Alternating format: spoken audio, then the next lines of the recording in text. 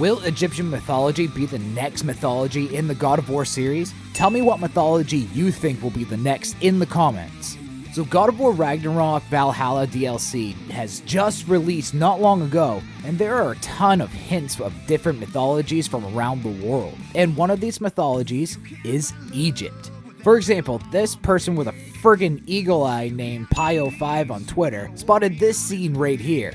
Do you see what I see? Yeah, pyramids. And check out some of the weaponry that Tyr is using during some of the fights we see in the DLC. Do you recognize these weapons right here? This style of sword is called a kapesh.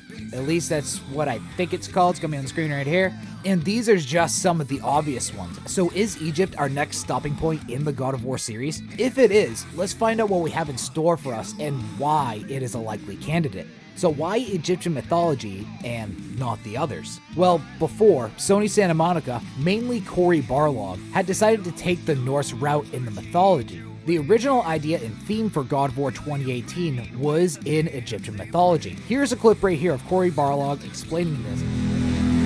Initially, it wasn't even going to be his kid. I think the first pitch I gave was that we wouldn't even know what was happening. So it was like Kratos walking through the desert, because we were, in my mind, still doing Egypt initially. Wind, sand blowing all over the place as he's kind of crawling through. So the project has already started in Egyptian mythology before the switch to the Norse. So they kind of have a head start on the design, story elements, enemies, gods that we might see in the pantheon as well. Of course, they will more than likely fix some stuff with the story and all the other aspects of the game to fit the continuation of the God of War series coming from the Norse realm. I'm sure that's pretty much a given, but you know. Also, Kratos has already been to Egypt on his travels from Greece to the Norse realm, as well as we learned from the Dark Horse comics. But what can we expect from the Egyptian pantheon if God of War takes a turn into its luscious history? What gods and goddesses will we encounter? What enemies will we fight against? Let's dive into Egyptian mythology and let's figure this out. So, kind of like said before, Egypt has a beautiful, luscious history filled with gods, creatures, and just amazing stories in general. So, what can we expect if Egypt is Kratos' next destination? So, in Egyptian mythology, there seems to be a lot of power struggles throughout the history of the mythology. And being around for thousands of years, this pretty much makes a lot of sense, and Sony Santa Monica can use this to make a fantastic game. Like the struggle between Osiris, who was a very well-loved ruler of Egypt, and his brother Set, who kind of killed Osiris and took his throne. And then the son of Osiris, which is Horus, who defeated Set and took back the throne, which was rightfully his. Just for a small example, but it does play a big role in the mythology. Sony Santa Monica could take this idea and just run with it to help Horus take back the throne from Set, but obviously with some more twists and turns than just that. Of course, there is a ton more to the mythology, such as the god Anubis being the son of Osiris and the goddess Nephthys, who just kinda happens to be the wife of Set. Yikes. Yeah, there's a lot going on, and that's just kind of a piece of it. No doubt it could take revenge story kind of from Set's point of view, as well as Osiris, who took kind of all he had and then trying to take it back. Of course, Kratos is kind of trying to be the better of the gods nowadays and bringing priests to the realms, but why not have a little rage thrown in there somewhere?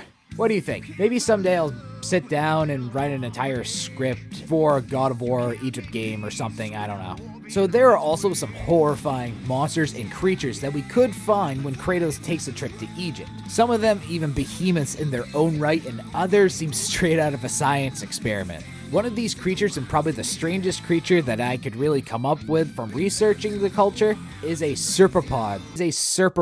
Serpopard. And yes, I probably destroyed that name, but yeah, you know. This creature is a hybrid animal with the body of a leopard and the neck/head of a cobra or snake. In many depictions, it's just the neck of the snake, like seen right here, but obviously depictions vary from source to source. Now, many scholars have agreed that the Serpopard is a depiction of chaos and also a depiction of the lands beyond the Egyptian territories. But honestly, not much is known about this beast. It does show up quite a bit in pottery and other depictions such as that, but even the name Serpopard is not confirmed. But can you imagine this creature in a God of War game? What kind of abilities would it have?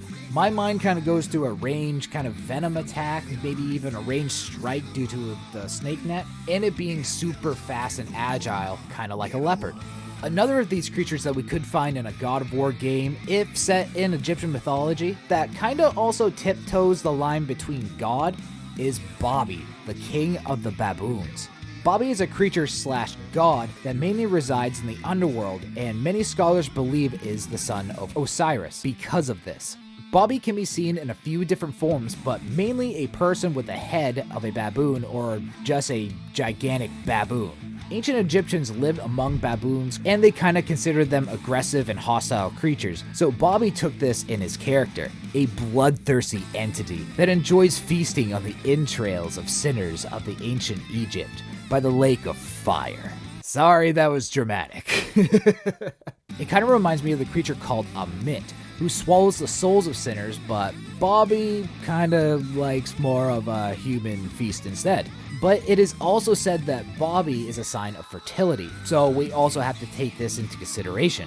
Bobby would work great in a God of War game, possibly a boss in the underworld or kind of something like that. Maybe even a misunderstood god. That'd be kind of cool right there. Maybe even during the boss fight, maybe it had a horde of baboons fight along with him or something like that to make it more of a challenge. Or just slightly more annoying like those little frickin' wretches.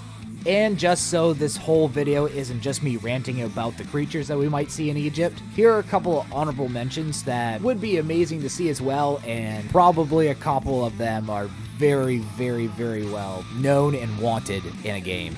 The Sphinx, creature with the head of a human, body of a lion, and sometimes depicted with wings as well. They are also known as guardians of treasure, but also to love riddles, and won't let travelers pass until they solve it.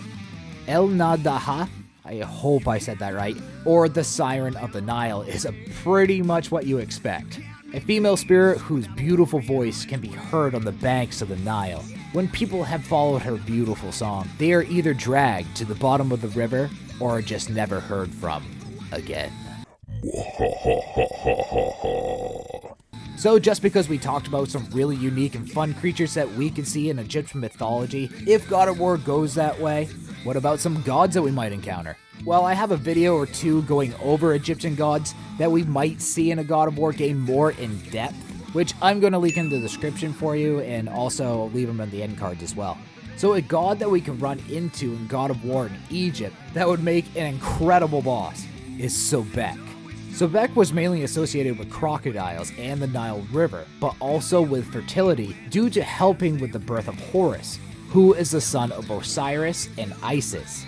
So just saying this, Sobek kind of playing both sides of the coin because he's the son of Set, but that's up for debate. It could be interesting. Sobek also has a pretty tight association with the Egyptian military because of his ferocity.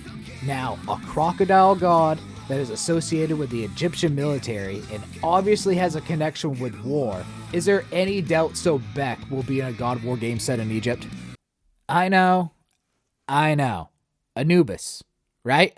Anubis, who also goes by the name of Anpu, is a god of funeral practices, care of the dead, embalming, and the protection of graves. Anubis is usually seen with the head of a jackal, due to how jackals are pretty much always around tombs and kind of burial places in the area. Anubis was also one of the judges of the underworld. Anubis would stand in the Hall of the Two Truths, which was a passing point in the Egyptian afterlife, where he would weigh the hearts of the newly occupants of the underworld, with the scales of judgment against the feather of truth. That was a mouthful. If the heart of the dead was lighter than the feather, they may pass into the afterlife. But if the dead's heart was heavier than the feather, this meant that the person lived a selfish or bad life, and the soul was fed to Amut, the devourer of souls kind of mentioned earlier.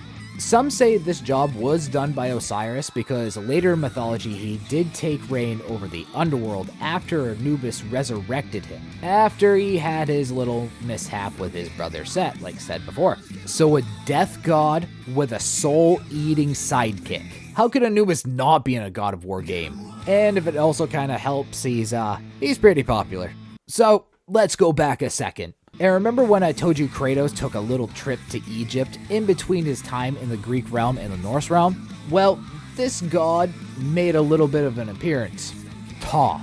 Thoth has already made his way into God of War canon via the Fallen God comics by Dark Horse Comics, where Thoth gives Kratos advice on how he cannot run from his destiny, and no one can. Now, I'm not going over any more details from the comics because they are worth your time reading, and I kind of don't want to spoil anything for you. So, go check them out. So, a little bit of his backstory. Thoth is actually more of his well-known Greek name, and his Egyptian name, it will be right on the screen right here because, there's no way. Is the god of learning, writing, the moon, languages, wisdom, among many others, and is typically seen with the head of an ibis bird. And Thoth's duties are mainly depicted recording and keeping track of the weighing of people's hearts with the gods Anubis and Osiris, as well as giving advice to gods and people with common problems. But with Thoth already being within the God of War canon, he has to be in a God of War game set in Egypt.